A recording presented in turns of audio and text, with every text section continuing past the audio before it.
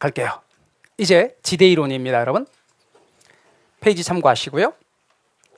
지대와 지가에 대해서 이야기를 좀 하고자 하는데요. 지대는 일정 기간 동안의 토지의 사용료, 토지의 임대료를 가리켜요. 기간 동안의 토지 임대료. 그럼 기간 동안의 토지 사용료니까 그렇죠, 유량의 개념인 거죠. 얘는. 근데 지가는 일정 시점에서의 토지의 가격이에요. 일정 시점에서 토지의 가격. 그러니까 일정 시점이니까 지가는 절약 개념인 거예요. 그 다음에 일정 기간 동안의 토지의 사용료인 지대를 이자율로 이렇게 나누는 걸 할인한다고 그럴 거예요. 앞으로 할인한다고 배울 거라고요. 현재 같이 하는 건데 이 개념을 지금 배웠다고 해요? 아직 안 배웠다고 그래요? 이번 기본 이론 진도상 아직 안 배웠어. 저 투자론에서 하는 거예요. 뒤쪽에서 배울 거라고. 근데 개론이 어려운 게 뭐예요? 봐봐요. 제가 부동산 특성은 공부 다 한 다음에 제일 나중에 하는 거라고 그렇게 말했다고. 근데 아직 안 배웠다고요. 사실은 안 배운 얘기가 많이 들어가 있어요. 뒤쪽 얘기가. 그럼 왜 개론은 다른 과목과 그런데 개론은 부동산학과에서 배우는 과목의 순서 있잖아요. 7개. 그거를 이거 한 다음에 이거 하고 그런 게 아니라니까요. 그냥 섞어 놓은 거라고. 그럼 법학과에서 민법도 배우고 형법도 배우거든요. 근데 법학개론은 민법도 있고 형법도 있다고. 그럼 민법을 잘하면 형법이 쉬우냐? 아니라니까. 다른 과목이라니까. 그렇게 과목들 다 모아놓은 거 행정법도 있고 헌법도 있고 이런 법들을 다 모아서 법학개론이라고 하듯이 부동산학과에서 배우는 7개 과목을 추려서 놓은 걸 부동산학 개론이라고 한단 말이에요. 그러니까 경제론 잘했다고 시장론을 되게 잘하는 건 아니고 나름대로 연결이 돼 있다고요. 순서를 바꿔도 된다고요. 그 다음 또 하나, 시장론에서 나오는 얘기가 투자론에서 좀 알아야 기초가 되는 게 있단 말이에요. 그러다 보니 개론의 경우는 아직 서두르지 마시고 이게 왜 그렇게 되는지 모르겠어요 하지 마시고 나중에 공부하다 보면 지대를 이자율로 이렇게 나누는 걸 할인한다 그러고 그러면 지가가 된다. 이 논리가 3번이나 부동산학에 크게 나와요. 이게 첫 번째예요. 근데 투자론에 가면 순수익을 요구식률로 나누면 투자가치다라고 공부할 거고 감정평가론에 가면 순수익을 환원이율로 나누면 수익가액이라고 배울 건데 이게 똑같은 논리예요. 똑같은 논리예요. 그리고 저런 산수는 아직 모르셔도 돼. 그리고 극단적으로 끝까지 몰라도 답을 푸는데 지장이 없어요. 그래서 지대 나누기 이자율은 여하튼 지가다. 그렇게 해요. 그 다음에 여러분이 유념할 것은 분수에서는 분자가 커지면 분수가 커져요. 근데 얘가 10% 분자가 커지잖아요. 그럼 전체 요 분수도 10%만큼 커져. 그럼 같은 방향이 비례인데 이 비율이 똑같은 건 정비례라 그래요. 그러면 지대와 지가는 뭐라? 정비례해요. 근데 분수에서 분모값이 커지면 분수는 작아져. 그럴 때 이자율과 지가는 반비례다. 이렇게 말을 하는 거예요. 그럼 이제 지금은 우선 어떻게 하면 돼요? 그런가벼 하고 넘어가면 돼요. 자, 그럼 가고 지대 논쟁에 대해서 할 거예요. 근데 개론을 공부하다 보면 특히 무슨 학자들이 그렇게 많이 나와. 무슨 학자들이 막 나와. 그러면 그 학자들을 다 외워야 되나요? 막 이렇게. 외울 게 너무 많아. 근데 외우려고 마음먹으면 진짜 많이 외워야 되는데 외우지 않으려고 마음먹으면 진짜 안 외워도 돼요. 그래서 학자들 외우려고 스트레스 받지 마요. 그런데 이런 게 있어요. 여러분 느낌상 봐도 고전학파가 있고 신고전학파가 있으면 누가 선배일 것 같은 느낌이 들어요? 그게 고전학파가 선배야. 설마 아니 신자가 붙은 게 선배일까? 당연히 얘는 후배. 그러면 선배 학자들이 있고 후배 학자들이 있다. 그러면 고전학파가 나오고 신고전학파는 뭔가 다르니까 비교하겠지. 그렇지 않겠어요? 그럼 고전학파의 대표적인 학자가 이런 학자가 있어요. 니카도라고. 누구라고요? 니카도 또는 니카르도라고 그래요. 니카도 또는 니카르도라고 하는 사람이 대표적인 학자예요. 우리가 배운 학자 중에서. 그리고 신고전학파의 대표적인 학자는 들어봤을 거예요. 마샬이라고. 그럼 다시 와요. 고전학파 학자들은 이랬어요. 생산 요소가 뭐였죠? 노동, 자본, 토지 중에서 토지를 특별하게 좀 생각했어요. 나중에 후배 학자들은요.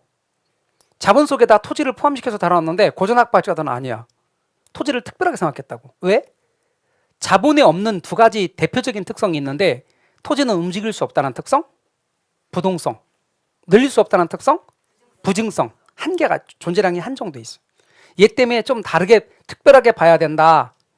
그래서 다른 생산 요소, 특히 자본과 좀 구분해야 된다는 게 고전학파학자들의 생각이에요. 그래서 얘와 얘를 구분했다. 여기서 구분했단 말은 눈으로 구분 못했다, 멍청하게 그 뜻이 아니고 얘를 좀 특별하게 봤다 그런 의미예요.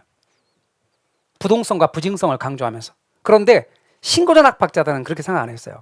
그냥 생산 요소일 뿐이에요. 기업가 입장에서 보면 노동이나 자본이나 토지나 걔네들 고용하려면 돈 들어가는 거 마찬가지잖아. 그냥 생산 요소일 뿐이라는 거예요. 그 토지를 자본과 특별하게 다르게 구분할 이유가 없다. 그래 구분하지 않았어요. 이걸 잘 이해 못하고 옛날에 어떤 질문을 하셨냐면 그러면 후배 학자들이 신고전학파가 더 멍청한가요? 그것도 구분 못하게 그렇게 물어보신 분이 있었는데 그런 뜻이 아니고 특별히 얘를 구분할 이유가 없다. 그 다음 봐봐요. 고전학파학자들은 이랬어요. 이거 만들어서 팔면 뭐가 생긴다 그랬죠 제가? 수익이 생겨요. 그리고 수익을 이렇게 나누는 걸 뭐라고 한다 그랬죠 제가? 네, 분배라고. 몫을 나누는 건 분배. 네? 그리고 얘네들이 이쪽으로 가는 건 배분이고 그럼 이제 이렇게 분배해서 노동한테 먼저 가고 자본한테 가고 그럼 노동한테 임금으로 가고 자본한테 이자로 가. 그리고 난 나머지가 제일 마지막에 토지로 지대로 간다는 거예요. 나머지가 잔여 혹은 잉여인데 이렇게 나머지가 간다고 봤어요.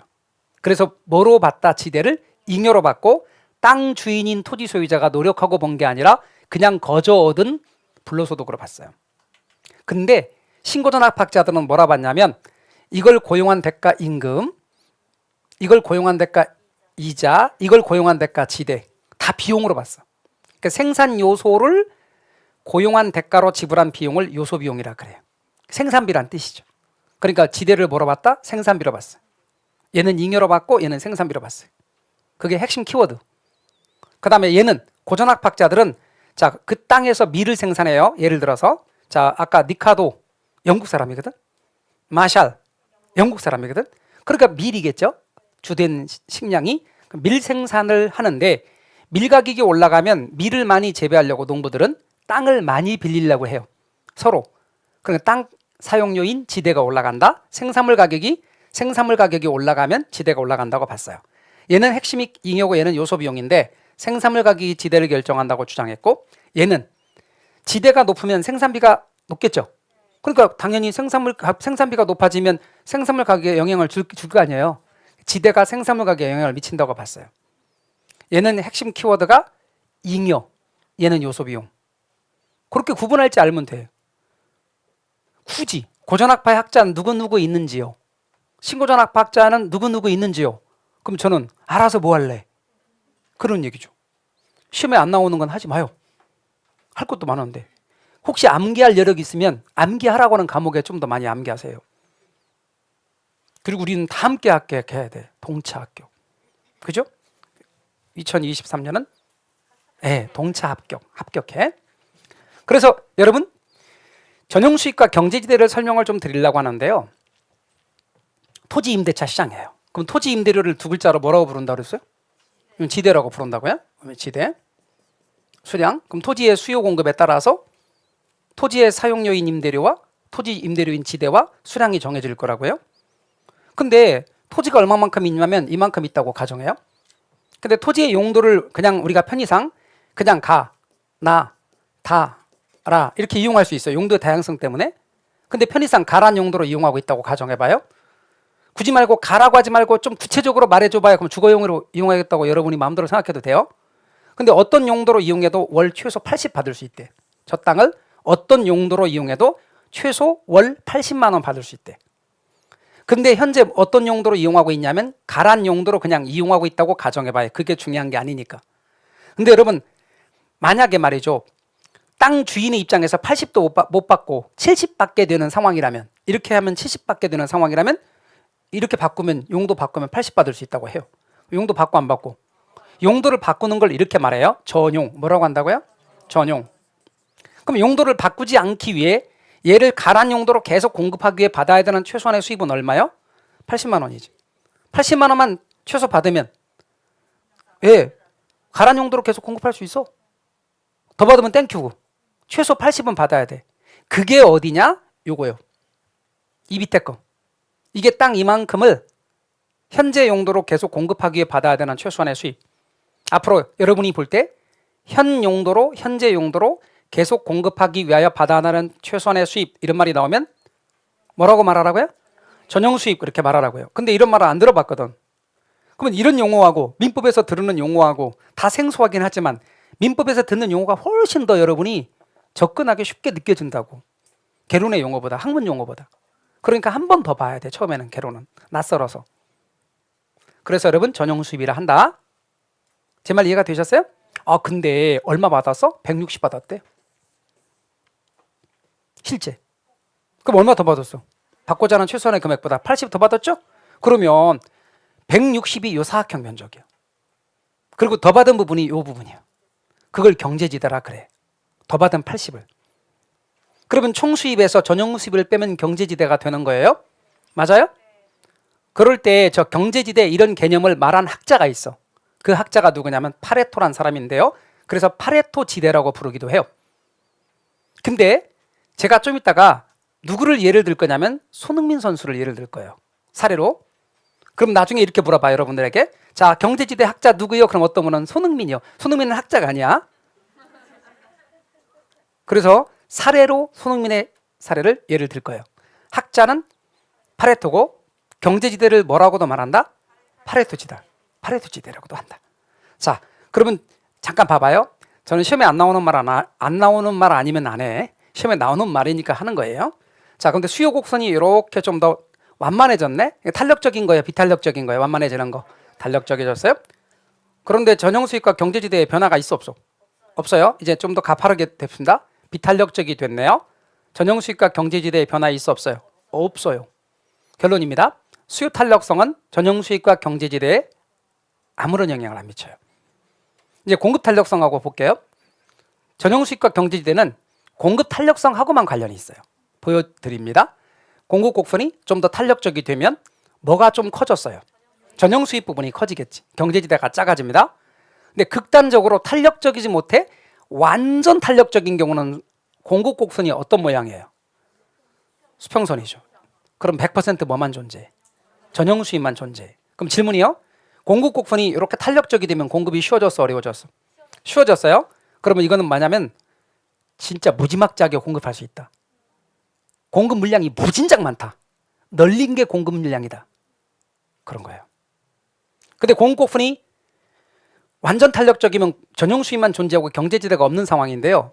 공급 곡선이 가파르게 되면 공급이 어려워진 거예요. 공급이 제한되는 거예요. 그러면 아예 제한되면 공급이 어려워질수록 전용 수입이 작아지고 경제지대 커지죠. 극단적인 경우를 말해봐요. 완전 비탄력적이지. 이런 경우는 뭐만 존재한다? 경제지대만 존재해. 100%. 공급이 제한되어 있기 때문에 그래요. 극단적으로 하나밖에 없어. 이건 부르는 게 값이야. 수요에 따라서.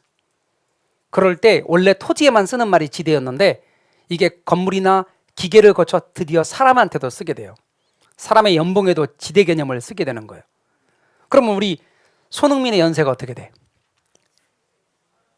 손흥민 선수 우리나라 나이로 31살이래요.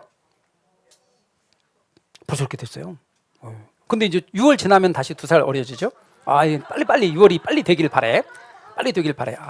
어쨌거나 중요한 건 이렇게 어려. 근데 이 손흥민 선수의 연봉이 대충 얼마 정도 돼요? 그냥 추정치. 1,000억이라고? 그렇게까지 많지는 않아. 100억은 훨씬 넘어. 700억. 아니 막 부르지 말고 아끼는 마음 알겠는데 혹시 들은 바에 의하면 대충 혹시 아시는 분? 저도 정확하게 몰라. 주국이 그렇게 놓고 계산하면 그렇다더라고요. 근데 연봉으로 대충 계산하면 얼마 정도 돼요? 어떤 분이 뭐 300억, 400억 정도 가까이 된다고 그러던데요. 400억 정도? 좋아, 뭐 300억이든 400억이든 그냥 우리 아끼는 마음으로 그냥 말하기로 해봐요. 자, 손흥민은 이 정도 이상 받았으면 좋겠어. 그러면 400억이라고 가정을 해봐. 근데 손흥민한테 물어보는 거예요. 손흥민한테 당신은 금액을 1년에 얼마까지만이라도 받으면 무조건 축구할래. 근데 얼마 이하로 받으면 축구 안 할 거야? 하고 물었습니다. 손흥민이 말하기를 내 나이 주변 다 따져서 나는 5천만 원만 받아도 난 축구를 해. 난 내가 잘하는 건 축구니까 연봉이 비록 작아서 5천만 원이 된다 하더라도 난 축구를 할 거고 5천만 원보다 작으면 진짜 너무한 거다. 그건 일반인들보다 못 받는 거니까 난 안 할래. 만약에 그런다고 가정해봐. 그러면 5천만 원이 뭐냐면 전용 수입인 거예요. 나머지는 다 경제지 된 거야. 자, 그럼 이제 계산하겠습니다. 400억에서 5천만 원을 빼요. 400억 빼기 5천만 원 하라고. 399억 5천만 원이 경제지대예요. 제 말 이해가 되셨어요? 이렇단 얘기지 거의. 근데 만약에 손흥민이 아니 나는 5천만 원이 아니라 돈 1,000만 원 받더라도 난 축구할 거야. 내가 원래 축구 좋아하고 난 축구를 잘해. 그런다면 예, 다시 1,000만 원 빼봐. 400억에서 399억 9천만 원이 경제지대라 그 말입니다. 그럼 앞으로 경제지대 이런 상황 누구 예를 들었어요? 손흥민 연봉. 자, 그럼 앞으로 제가 손흥민 아시겠어요? 그럼 공국곡분이 거의 수직이란 말은 대한민국에 손흥민 한 명이 있고 현재 축구 선수로 연봉이 가장 높은 사람 손흥민. 그렇다면 손흥민의 연봉은 경제지대가 되는 거죠. 당연히 메시나 호날두도 경제지대가 되는 거죠. 우리나라의 영화배우 가운데 진짜 많이 받는 사람 경제지대가 되는 거죠. 여러분 오늘 여러분께서 이 시간에 다른 거 해도 되고 친구들 만나고 여행 가고 쉬울 수도 있지만 열심히 노력하시는 것도 여러분의 공국곡선을 좀 더 가파르게 만들기 위한 것입니다. 일종의 지대추구 행위인 거예요. 내가 노력의 결과로 공국곡선은 가파르게 되고 내 연봉은 높아지는 거예요. 제 말 이해가 되셨어요? 왜? 근데 이것과 이거의 차이가 뭔가요? 사각형 똑같은데 색깔만 다른 거 아닌가요? 아니라니까. 이건 말이죠. 이렇게 말해요. 갑돌이가 어느 회사에 취직을 했는데 사장님이 갑돌이한테 이렇게 말해요. 영어 할 줄 알아? 아니 못하는데요. 일본어 할 줄 알아? 못하는데요. 컴퓨터 할 줄 알아? 못하는데요. 무거운 걸 들지 알아? 못하는데요. 사장님이 이렇게 말씀하신다고. 너 같은 놈 없어도 돼. 그런 사람을 가리키는 거예요. 너 같은 놈은 지금 잘라도 내일도 당장 구할 수 있고 세고 셌어. 아주 널린 게 너 같은 놈이야. 없어도 돼. 요게 요렇고요. 요거는 얼마를 원해? 너 없으면 우리 회사 망해. 얼마를 원해? 이게 이거고. 뭔 말인지 아셨죠? 그러니까 금액이 다르지. 손흥민은 이게 400억이고 얘는 이게 1년 가야 1,000만 원이고 1년 연봉 1,000만 원. 그러니까 제가 말하고 싶은 것은 뭐냐면 공국곡분이 앞으로 이렇게 수직이다. 그 말은 부르는 게 값이라는 얘기입니다. 수요에 따라서. 제 말 이해가 되셨어요? 그래서 왜 우리나라 운동선수들이 해외에서 뛸 수밖에 없냐면 수요가 많은 곳에 가서 뛰어야 그게 뭐 연봉이 높아지기 때문인 거죠. 무슨 말인지 아셨죠? 그래서 앞으로 여러분은 경제지대, 순수 경제지대 이 상황은 손흥민의 연봉 생각하시면 됩니다. 경제지대 학자 누구고 파레토고 사례는 누구고 손흥민하고 뒤바꾸지 마세요. 자, 그래서 여러분 이렇게 정리합니다. 공급 탄력성 크기하고 관련이 있는데 공급 탄력성이 커지면 전용 수입은 증가하고 경제지대는 작아진다. 공급 탄력성이 작아지면 전용 수입이 감소하고 경제지대는 증가한다. 그러니까 공급 탄력성과 전용 수입은 비례하고 경제지대는 반비례다. 극단적으로 공급이 완전 탄력적이면 모두 전용 수입만 존재하고 완전 비탄력이면 모두 경제지대만 존재한다.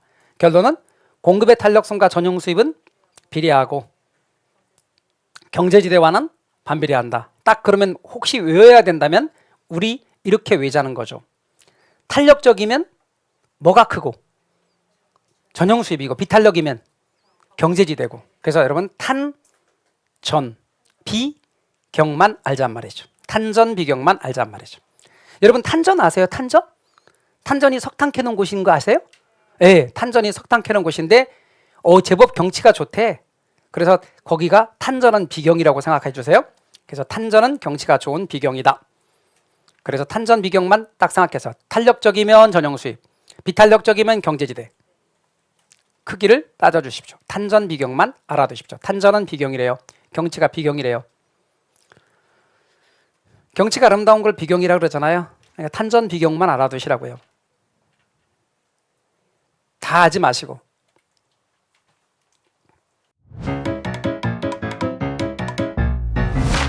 에듀윌 유료 회원만의 특별한 서비스.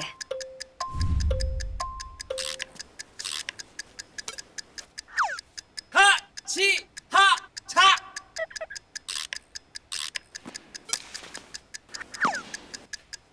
하치하차 정답! 같이 하자 친구야 에듀윌 유료 회원!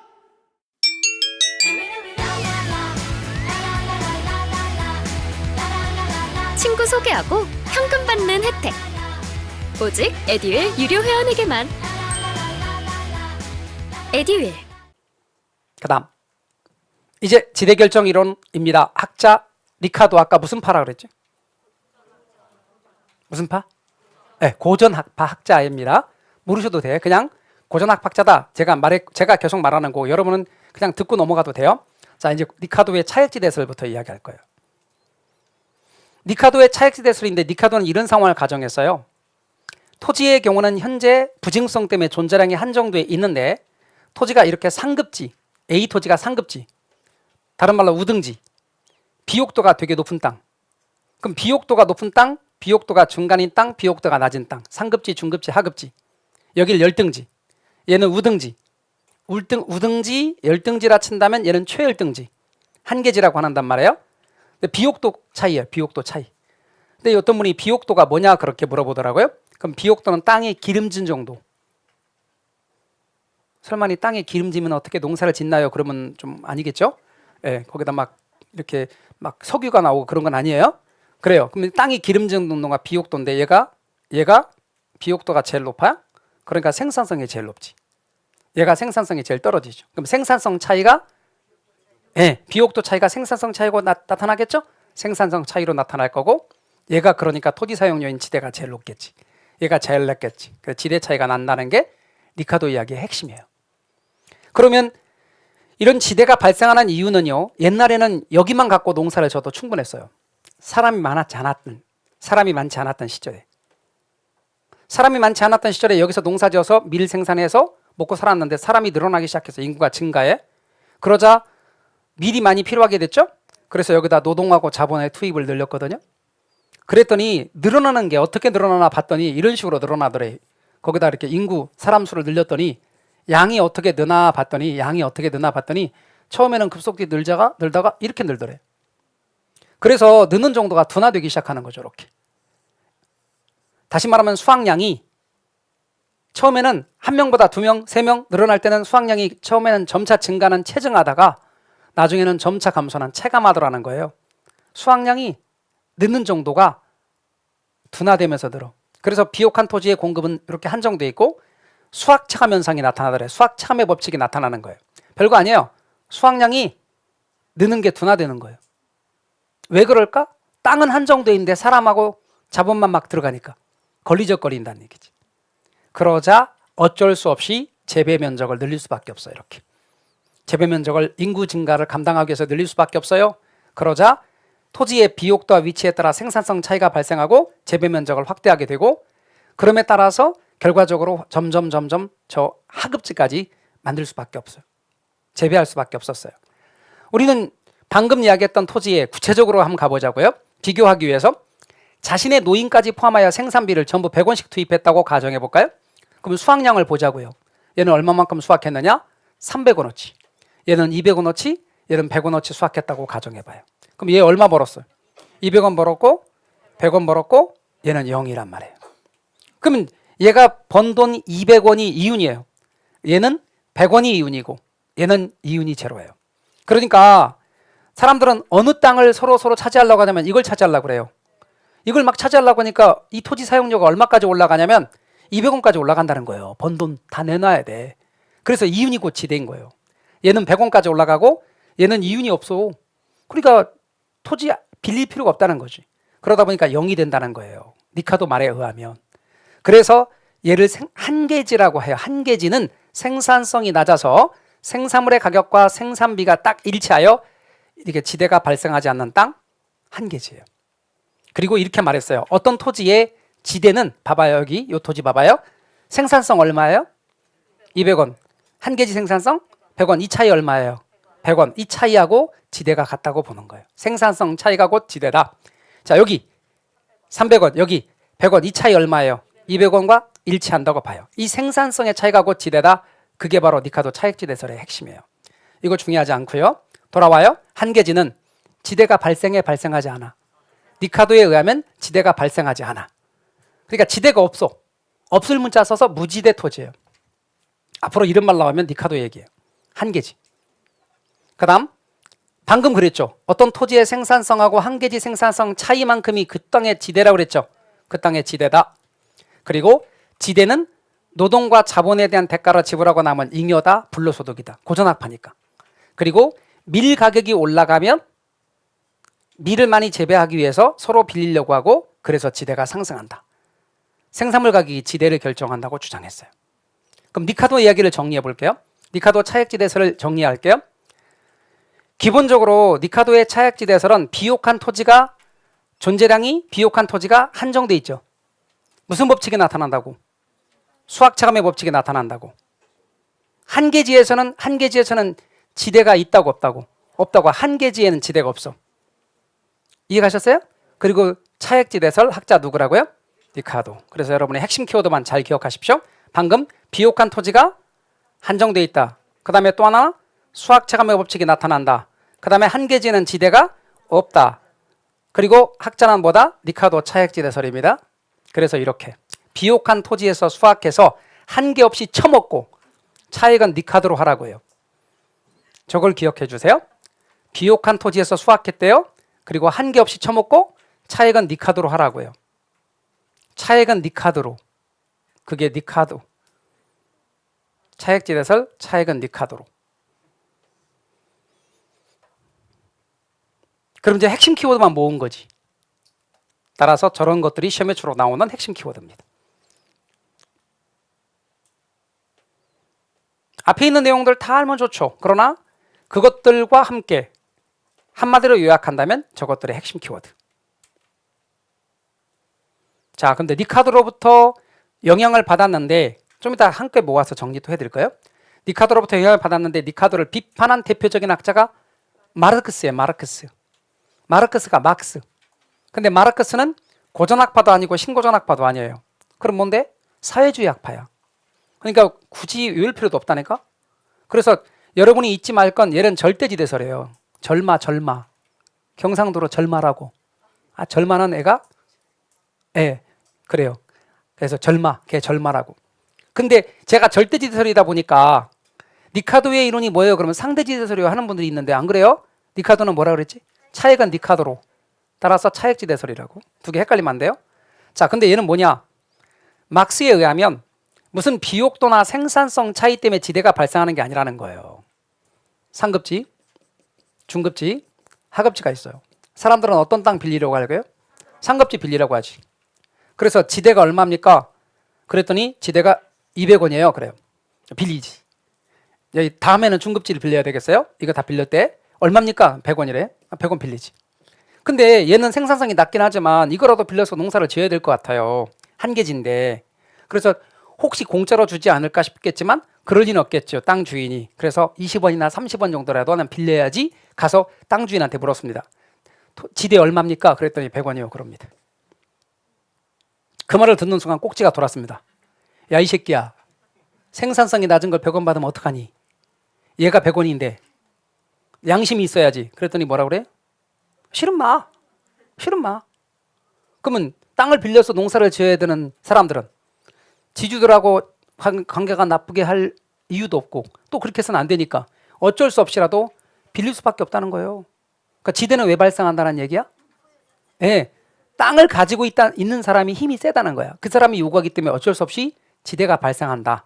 이걸 혹시 들어보셨을 거예요. 얘가 지배, 얘가 피지배.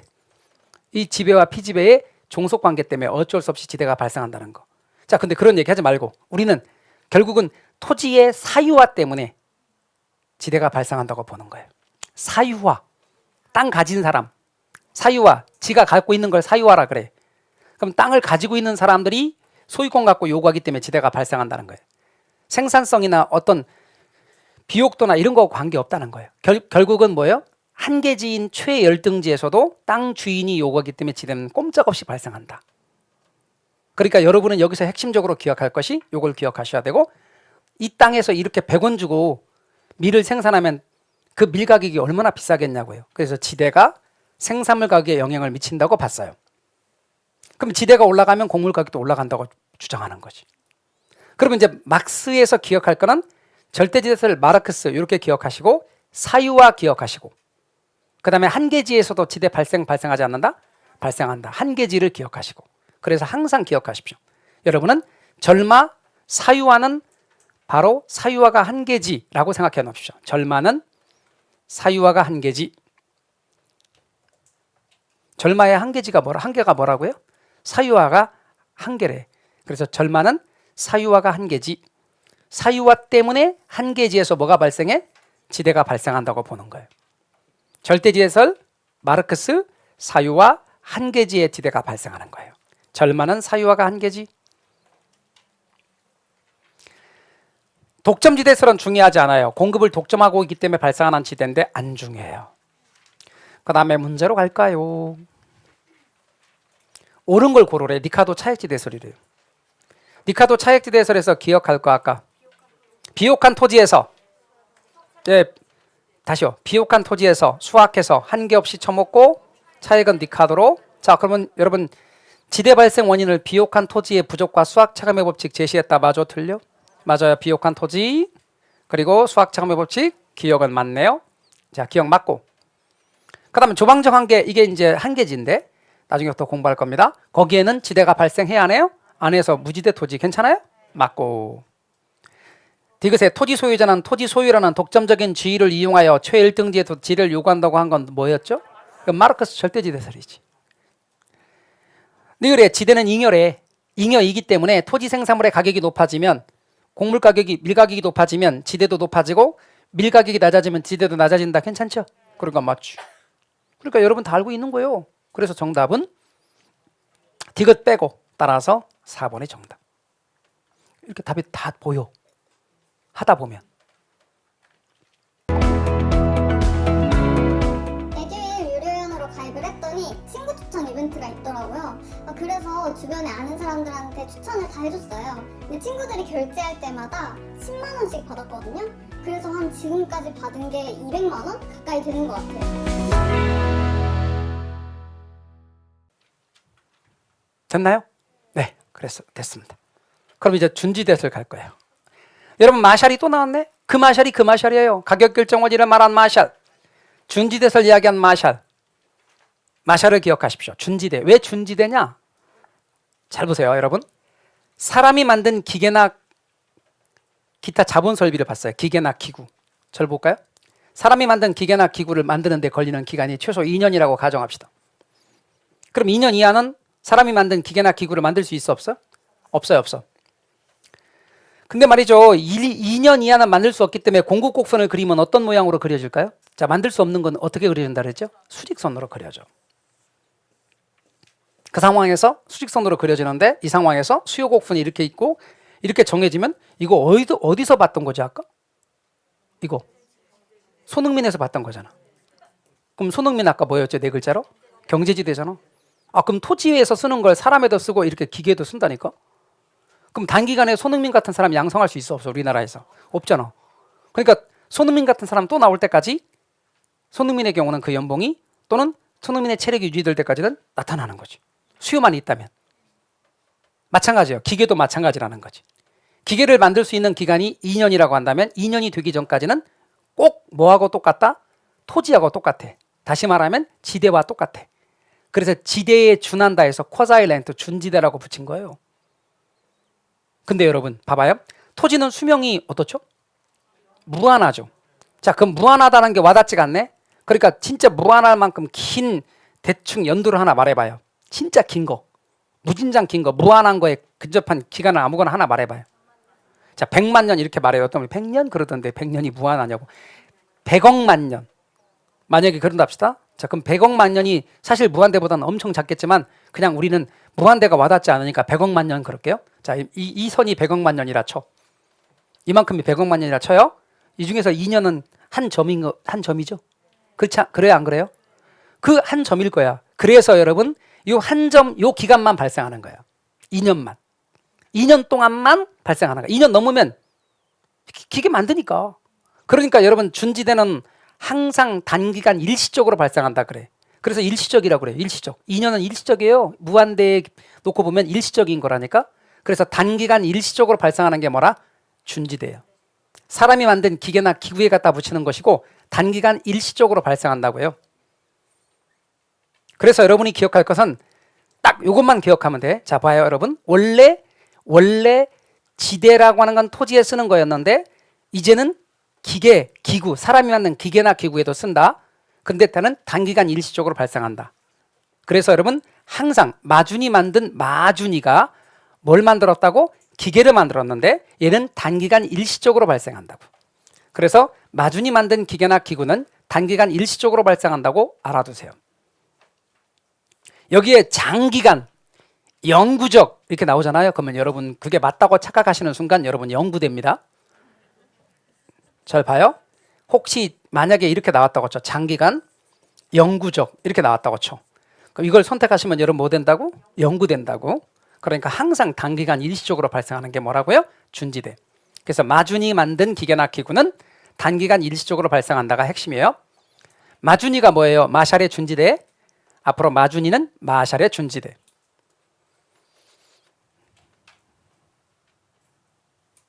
그래서 문제풀이 할 때 마준이 만든 기계나 기구는 단기간 일시적으로 발생한다. 그게 핵심이고 그것만 알면 요건 다 끝난 거. 그 다음 위치지대설입니다. 여러분 튀넨이라는 학자는 말이죠. 위치지대설을 이야기했는데 자기 자신이 직접 농사를 지었어. 텔로 농장이라는 곳에서 농사를 짓고 그것을 경험으로 쓴 게 논문 이름이 고립국이에요. 고립국. 그래서 그의 이론을 고립국 이론이라고 부르기도 하는데 얘는 리카도 차액지대설에다가 위치 개념을 접목해서 입지지대 이론으로 발전시켰는데요. 사실은 리카도도 위치 개념을 이야기는 했어요. 그런데 이런 위치를 이야기했어. 여기는 비옥도가 높은 땅 위치, 여기는 비옥도가 보통인 위치, 여기는 비옥도가 낮은 위치. 자, 이런 정도 위치지 리카도가 말하는 위치 개념은 이런 정도 위치지 거리 개념에 따른 위치 개념이 아니에요. 그래서 리카도는 이렇게 말해요. 위치 개념을 경시했다. 리카도는 위치를 경시했다. 이렇게 말한다고.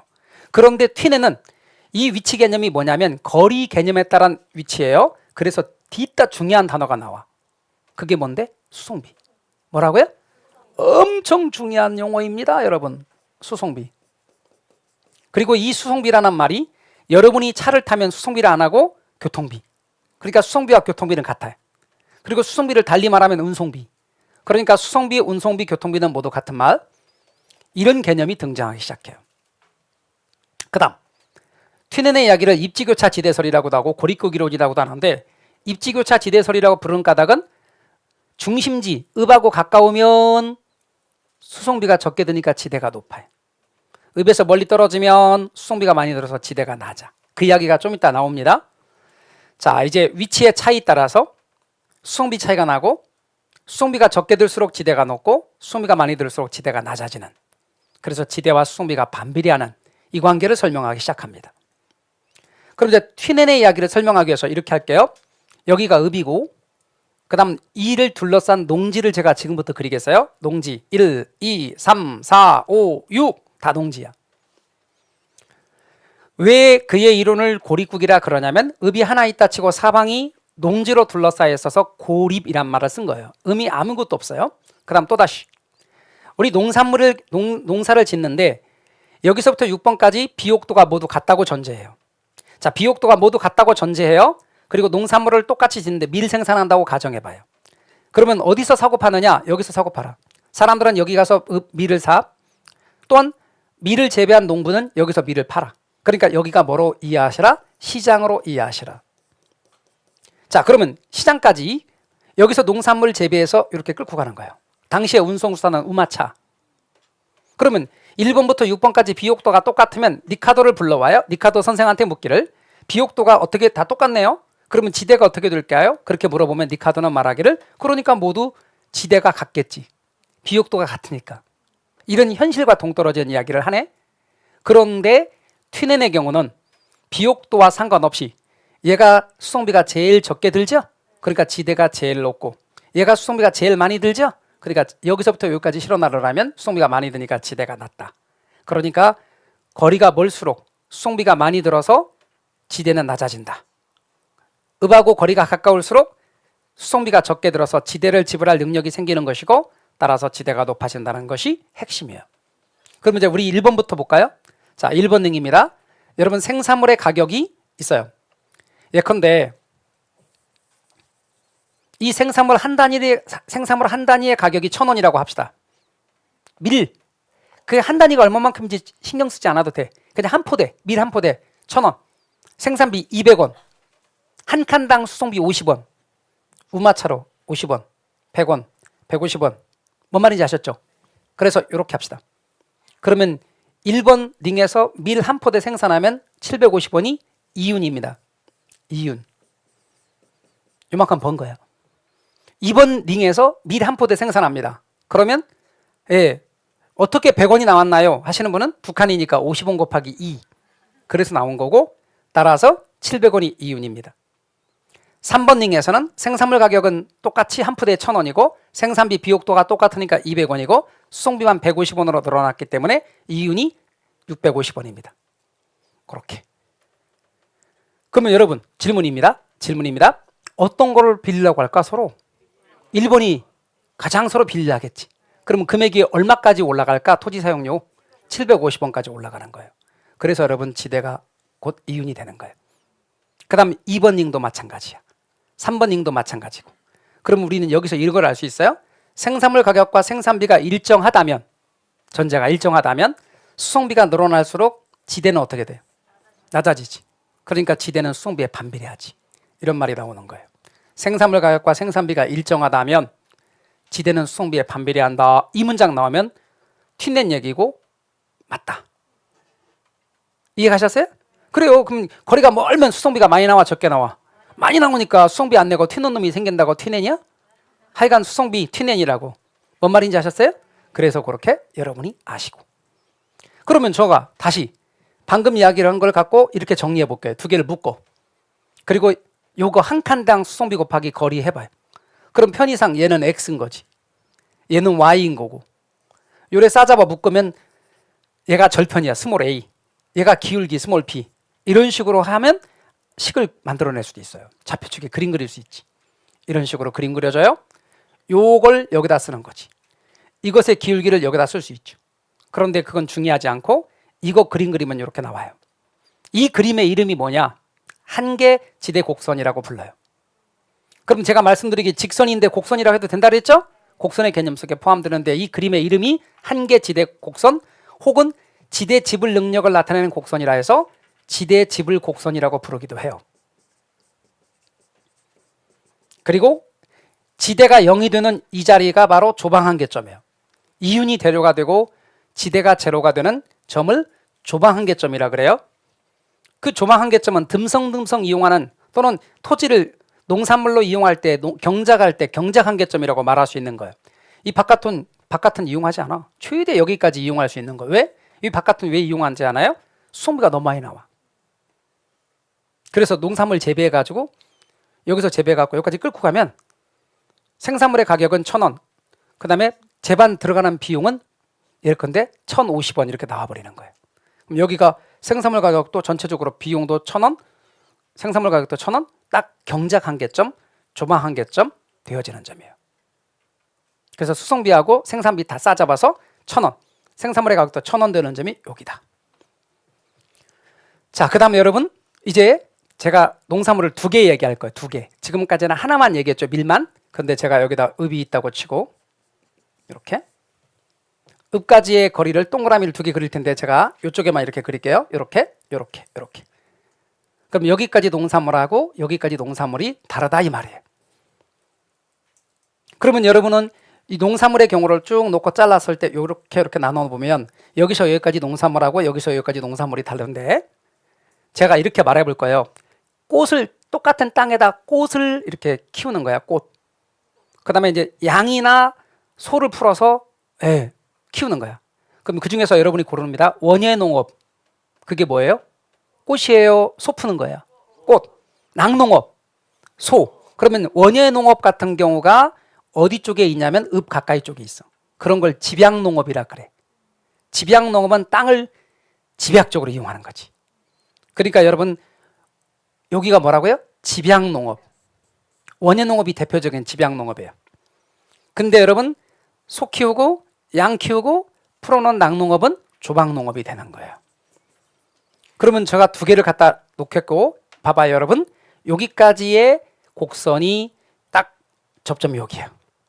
그럼 여기는 제가 집약농업이라고 조방농업이라고? 집약농업. 근데 여러분이 땅 주인이요. 근데 이 2사람이 와서 땅을 빌리겠대. 근데 한 사람은 임대료 이만큼 낼 능력이 있다고 말하고 또 한 사람은 이렇게까지 내겠대. 자, 그러면 여러분 같으면 많이 내겠다는 사람한테 땅 빌려줄래요? 적게 내겠다는 사람한테 빌려줄래요? 얘한테 가지. 집약농업의 지대곡선입니다. 이건 조막농업이에요. 그러면 얘네 둘이 경쟁을 하니까 많이 내겠다는 얘한테 가는 거죠. 그러면 여러분 이렇게 농업을 둘로 나눈다면 지대곡선이 두 개가 나오고 몇 번 꺾어지냐면 한 번 꺾어져. 아까 하나 있을 때는 하나 나오죠. 근데 두 개일 때는 이렇게 두 개 나오는 거예요. 그럼 만약에 제가 이렇게 말하면, 만약에 농산물, 농업을 셋으로 구분하면, 셋으로 구분하면 지대곡선이 몇 개 나올까? 세 개 나오겠지. 그럼 몇 번 꺾어질까? 그렇죠. 두 번 꺾어지겠지. 자, 하나 있으면 꺾어지는 데 없고, 두 개 있으면 한 번 꺾어지고, 그러면 세 개 있으면 두 번 꺾어지겠지. 그건 좀 이따 이야기하기로 하고, 지금까지 말한 걸 말로 정리해 드립니다. 생산물 가격에서 생산비와 수송비를 뺀 게 지대입니다. 그러니까 수송비가 전략되면 그만큼 지대가 높겠죠. 그 다음 생산물 가격과 생산비가 일정하다면 수송비에 반비례한다고 했죠. 근데 이 말은 생산비하고 수송비가 일정하다면 생산물 가격이 높아지면 지대도 높아지는 거예요. 그 다음에 한계 지대 곡선은 어떻게 생겼냐면 이렇게 생겼죠. 맞아요? 우아형의 형태로 여기가 중심지, 중심지 가까울수록 지대는 높고 여기가 지대, 여기는 거리. 그 다음에 멀어지면 지대가 낮아지는데 여기가 좁아 한계점 에서는 0이 된다 그랬죠. 지대가. 그 다음 작물이나 경제활동에 따라 한계지대 곡선 달라지죠. 그럼 여러분 집약농업일수록 한계지대 곡선은 가파르고 완만하고, 가파르고 조막농업일수록 완만하다. 따라서 중심지 가까운 곳은 집약농업이 위치하고요, 가파릅니다. 집약적 이용을 합니다. 중심지에 멀수록 조방적 토지 이용을 하고, 낙농업 같은 경우는 완만합니다. 원예농업은 가파르고. 가장 많은 지대를 지불하는 아까 입지주체가 돈 많이 내겠다 하는 입지주체가 차지하는 거죠. 중심지 가장 가까이에 위치합니다. 어렵지 않습니다. 내용들을 딱 이해하시면 돼요. 핵심 키워드는 수송비입니다. 그러면 여러분 멀어지면 멀어질수록 수송비가 많이 들어요, 적게 들어요? 위치에서 멀어질수록 수송비가 많이 들어서 수송비 안 내고 튀는 놈이 생긴대. 그래서 위치가 멀수록 수송비가 많아. 수송비 안 내고 튀낸이야. 튀낸은 수송비야. 그래서 항상 튀낸 수송비를 기억하십시오. 파란색 글씨는 키워드고, 위치지대설입니다. 수송비, 그리고 튀낸.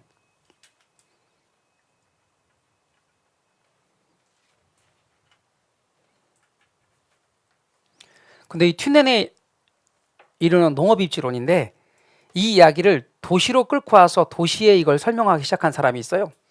그게 누구냐? 아론소라는 사람이에요. 알론소. 그냥 우리식으로 말하면 알른소. 뭐 끙끙 앓아서 알론소인지 아론소. 그래서 아론소의 입찰 지대설인데 우리 쉬었다가 여기서부터 끝까지 가도록 합니다. 쉬었다 하시죠.